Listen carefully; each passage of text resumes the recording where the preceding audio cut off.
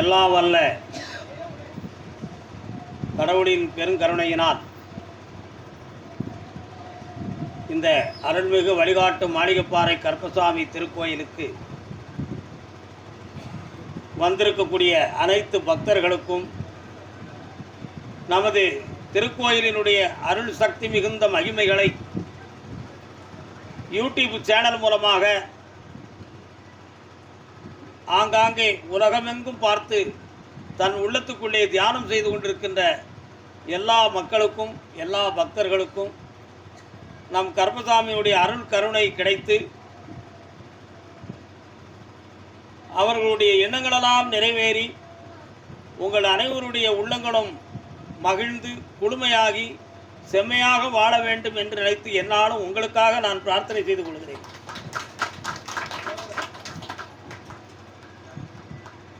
இந்த ஒவ்வொரு திருக்கோயில்களும் உலகில் அமைந்ததெல்லாமே மனிதனுடைய மனதின் சுமைகளை இறக்குவதற்குத்தான்.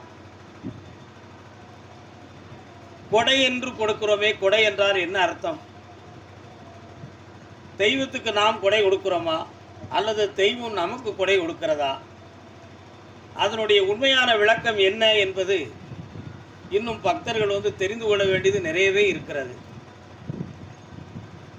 ஒரு கிராமத்தில் ஒரு ஊரில் ஒரு தெய்வத்தை வைத்திருக்கும் பொழுது அந்த ஊரை சார்ந்த மக்கள் எல்லாம் அந்த ஊரை விட்டு ஒரு சின்ன இடத்துக்கு போனாலும் அல்லது வீட்டுக்குள்ளே இருந்தாலும் தன்னுடைய மனக்கவலையை நினைக்கும் பொழுது அதோ இருக்கே அந்த தெய்வம் எப்படியாவது நம்மளை காப்பாற்றும் அப்படி என்று நினைத்து உணர்ந்து கொள்கிறார்கள்.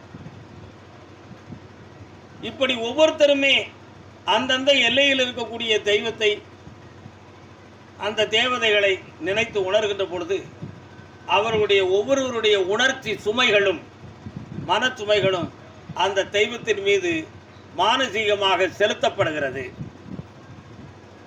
அப்படி செலுத்தப்படுகிற பொழுது ஒரு 3000 மக்கள் வாழக்கூடிய ஒரு இடத்தில் ஒரு தெய்வம் இருக்கிறது என்றால் அந்த 3000 மக்களும் நிச்சயமாக ஒரு நாளைக்கு ஒரு செகண்டாவது அந்த தெய்வத்தை நினைத்து விடுவார்கள். அப்படி 360 நாள் ஒரு வருஷமும் அப்படி நினைக்க நினைக்க அவங்களுடைய நினைவு உணர்வுகள் சுமைகள் எல்லாமே அந்த தெய்வத்தின் மீது, அந்த பீடத்தின் மீது, அந்த கோயிலின் மீது அந்த சுமை உணர்வுகள் செலுத்தப்படுகிறது. அப்படி செலுத்தப்பட்டு அழுத்தம் அதிகரித்து அந்த தெய்வ சாந்தித்திய சன்னிதானம் உக்கிரமாகும்.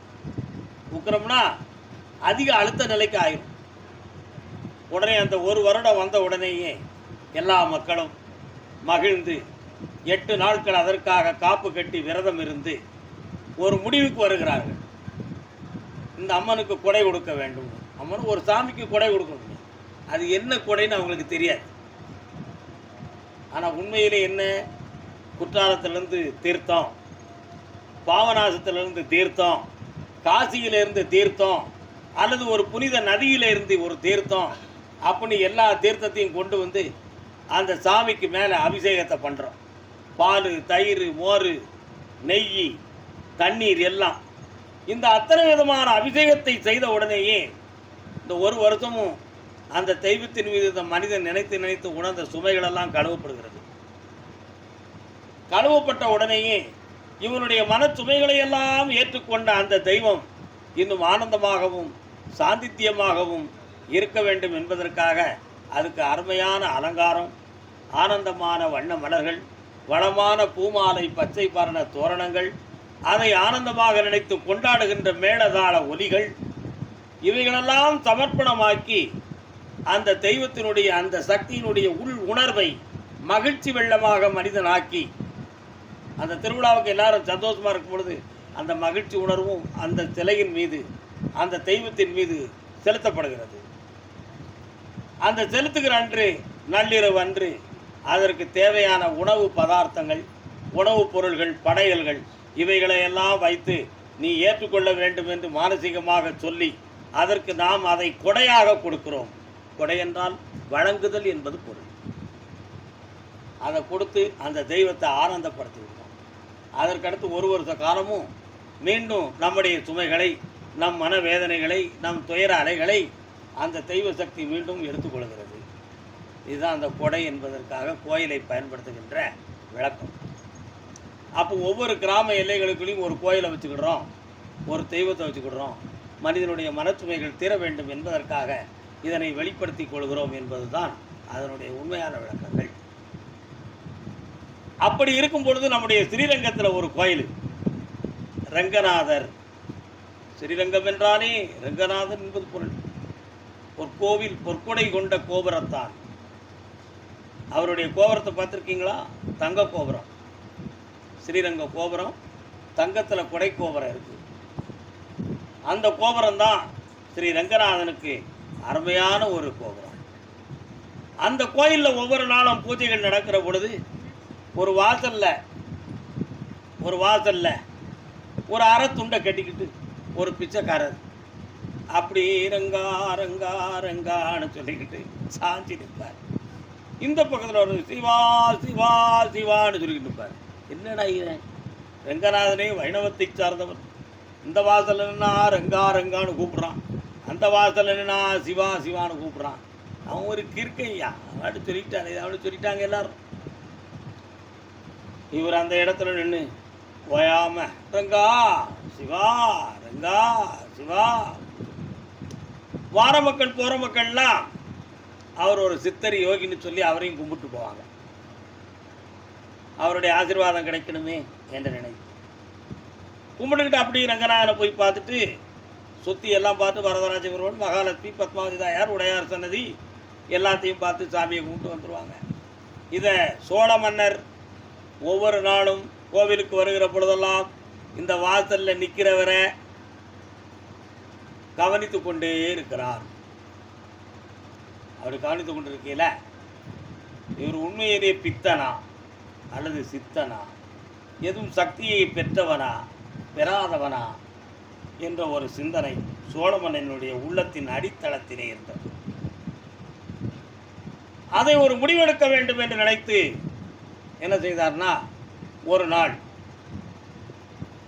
ஏன் இப்படி நடந்துச்சுன்னா, மன்னர் போகும்போது அப்படி ஒரு சிந்தனை அவருக்கு தோன்றிவிட்டது. அந்த சிந்தனை தோன்றியவுடன் என்ன செய்யார்னா, ரொம்ப நூதனமாக அவரை செக் பண்ணாரு மன்னர். ஒரு நாட்டிய தாரகை, ஒரு பெண்மணி, அழகானவள், மந்திரிகள், ராஜ சபையை சார்ந்தவர்களுக்கு நாட்டியமாடி ஆனந்தமாகக்கூடிய ஒரு கணிகையர் பெண். அந்த பெண்மணியை சொல்லி ஒரு பக்தை கணக்கு நீ போய் அவரை போய் பாத நமஸ்காரம் பண்ணுமா, பாத நமஸ்காரம் செய்து நீ எங்கள் வீட்டுக்கு வர வேண்டும் சுவாமி அப்படின்னு நீ அழைத்து வீட்டுக்கு சென்று அவரை நீ கொஞ்சம் மனதை உன் பக்கம் கொஞ்சம் இழுத்துப்பாரு அப்படின்னு ஒரு வார்த்தையை பக்குவமாக்கி விட்டார். யார்? சோழ மன்னன். ரொம்ப நூதனமாக, நல்ல புரிந்து கொள்ள வேண்டும். அந்த அம்மா அதே மாதிரி அழகாக அலங்காரம் தோரணத்தோடு போய் ரங்கநாதனை கும்பிட்றதுக்கு முன்னால், சுவாமி நீங்கள் தான் என் தெய்வம், என் குருநாதா, என் பக்தா அப்படின்னு சொல்லி கும்பிட்டு நமஸ்காரம் பண்ணி அவர் ஆமாம்மா நல்லா இருக்கியா, சந்தோஷம், என்னம்மா கும்பிட வந்தியா, சரி ரங்கநாதனை பார்த்துட்டியா, ரங்கநாதன் என்ன பெருசு சாமி, நீங்கள் தான் பெருசு, ஓ அப்படியா, சரி அப்படின்னாரு. சாமி ஒரு 3 நாள் அப்படி போய் கும்பிட்டா. உடனே இவர் சிரிச்சுக்கிட்டே இருந்தார். கிறுக்கு பேய சிரிக்காமனு அவன் நினச்சிக்கிட்டான். உடனே சுவாமி எங்கள் வீட்டுக்கு நீங்களை எழுந்துள்ள வேண்டும் சுவாமினார். வரனே, எப்போ வரணும் அப்படின்னாரு. உடனே இவன் நினச்சிக்கிட்டா இவர் நமக்கு மயங்கிட்டாரு அப்படி ஒரு முடிவுக்கு வந்துட்டான். சாமி உடனே சொன்ன நாளில் ஊருக்கு போயாச்சு. வீட்டுக்கு போகிறோன்னு சாமிக்கு தனி அறை கொடுத்தாள். அந்தால வெந்நீரும் பன்னீரும் ஊற்றி குளிக்க வைத்து அபிஷேகம் செய்து அலங்காரம் செய்து ஆனந்தமான பட்டு பீதாம்பர உடைகளை தான் கொடுத்து, சாமி பட்சணம் என்ன வேண்டும் சாப்பிடுறதுக்குண்ணா, என்ன கொடுத்தாலும் சாப்பிடுவோம்மா, இந்த சாப்பாடு எங்கே கிடைக்கும் இந்த உலகத்தில் அப்படின்னாரு. உடனே அவன் நல்ல இட்லி பண்டம் பலகாரம் எல்லாத்தையும் எடுத்து கொடுத்தா நல்லா சாப்பிட்டார். சாப்பிட்டு முடித்தோடனே பையன் இவரை தன் பக்கம் இழுக்கிறதுக்கு ரூட் இருக்கான்னு பார்த்து மன்னர் சொன்னாரே என்று நினைத்து இவர் பக்கத்தில் பையன் நெருங்கினான். நெருங்கிய உடனேயே அவருடைய ஆத்மசக்தியினுடைய சொரூபத்தினுடைய அக்னி சுவாலை அவன் மேனியை தாக்கி எடுத்து கீழே விழுந்துட்டார். நெருங்க முடியல, கீழே விழுந்துட்டான். அங்கிருந்து அரசபுரத்து மன்னர்கள் வந்தார்கள். சுவாமியுடைய பாதத்தில் விழுந்துட்டாங்க. சாமி, நீங்கள் உண்மையிலேயே எங்களுக்கு குரு தான், உங்களை நாங்கள் புரிஞ்சுக்கிட்டோம். மன்னர் உங்களை அழைத்து வர சொன்னார். அந்த மன்னனை நான் பார்க்கணுங்கிற அவசியம் இல்லைடான்னாரு. அந்த மன்னனை நான் பார்க்கணுங்கிற அவசியம் இல்லை. என்ன சோதனை செய்து பார்ப்பதற்கு அவன் யாரப்பா? என்னை ஈசன் ஒருவன் தான் சோதிக்க சக்தியானவன். நான் அவனை என் இருதயத்தில் வைத்திருக்கிறேன், ரெங்கனை என் வாசியாக வைத்திருக்கிறேன். ஆகையினால் ஒரு பக்கம் ரெங்கனும் மறுபக்கம் ஈசனுமாய் இருக்கிறேன் நான். மன்னனை நாம் பார்க்க வர வேண்டாம். துறவிக்கு வேந்தன் துரும்பு போல், பக்தனுக்கு பதவி பாத ரட்சை போல் ஓ என்று சொல்லிவிட்டார். மன்னர் அங்கிருந்து சொன்ன அந்த வார்த்தையை கேட்டு ஆவேசப்பட்டு ஓடி வந்தார். வந்த உடனே துறவி எதுவும் செய்து விட்டார் என்று நினைத்தீர்களா? பாத நமஸ்காரம் பண்ணார், பூமாலை தரித்தார், மாலையெல்லாம் கலத்தி போட்டார். மன்னா, உன் ஐயப்பாடு தீர்வதற்காகத்தான் இந்த இடத்தில் நான் இருந்தேன். இந்த மங்கை என்னை 3 நாட்கள் வணங்கும் பொழுதும் புன்னகைத்தேன். அவளை விரும்புகிறவன் போல் என்று நினைத்து என் பக்கத்தில் வந்தாள். என்னை அவள் புரிந்து கொண்டாள். அவளை நீ சோதனை செய்து வைத்தது தவறு. அவளிடம் இந்த மன்னிப்பை கேட்டார். ஆக இப்படி ஒரு நிகழ்வு நடந்தது. இனி இந்த சோழ மண்டலத்தில் நான் இருக்க மாட்டேன் என்றார். சோழ மண்டலத்தில் இருக்க மாட்டேன். அங்கிருந்து கோவிச்சுக்கிட்டு போனார். கோவிச்சுக்கிட்டு போய் கரூரில் போய் கொஞ்ச நாள் இருந்து அங்கே போய் சமாதி ஆயிட்டார். அந்த சித்தருக்கு பேர் தான் கரூர் சித்தர். புரியுதா? அந்த சித்தருக்கு பேர் தான் கரூரார். நம்ம சொல்லுவோம்ல, 18 சித்தர்கள்ல கரூரார் அப்படி சொல்ல, கரூர் சித்தர் தான். சோழ மண்டலத்தில் தோன்றி சோழ மன்னனால் சோதிக்கப்பட்டு தன்னுடைய சுபிட்சை ஞானத்தை இந்த உலகத்துக்கு எடுத்துக்காட்டி தன்னுடைய ஆத்மசக்தியும் சிவத்துவமும் எப்படிப்பட்டது என்பதை உணர்த்தி கரூர் என்னும் நகரத்துக்கு சென்று அங்கு பசுபதி ஈஸ்வரை தன் ஆத்மநயமாக்கி ஜீவசமாதியாகிய முக்தனாக காட்சியளித்த சித்தனுக்கு பெயர்தான் கரூர் சித்தர் என்பது பெயராகும்.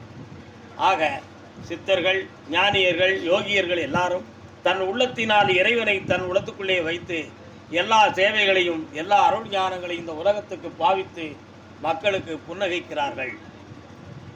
ஆகையினால் எல்லோருடைய மனமும் பகவானை என்னாலும் மாசற்ற நிலைகளிலே வேண்டி மாசு மறுவற்ற நிலைகளிலே தன்னை அர்ப்பணித்து கொண்டு மாசில்லாத மனதுக்குள் ஈசனை ஆனந்தமாக வைத்து கொண்டு என்னால்